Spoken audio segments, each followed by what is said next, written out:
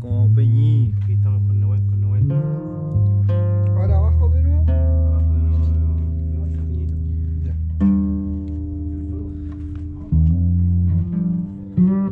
Estamos en el rodaje de la última canción, Parece que está de más que arma. Huetrúgue, No, con la banda. Estamos acá en la ruca de Mahuidache. ¿Cómo está mi Peñi?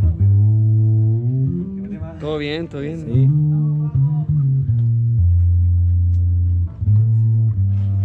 Estamos aquí tras bambalinas. Acá el director.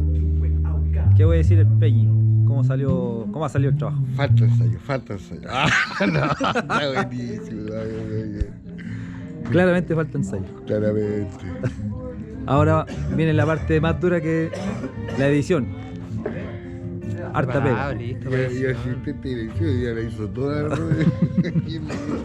Felipe. Acá el Peñi también acompañando.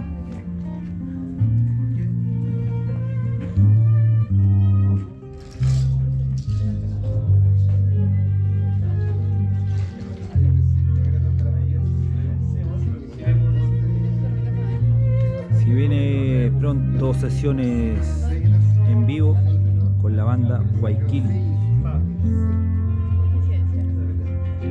¿Qué voy a decir, ñaña?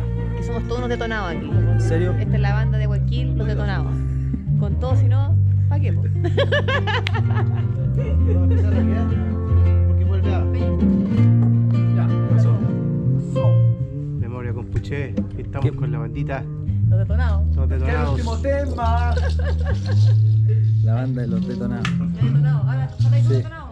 Falta el último tema con Puché, vamos con el Huetrúgue, dedicado a la Macarena Valdés, aquí Guayquil Banda, Están los detonados. en el Udú, hermano.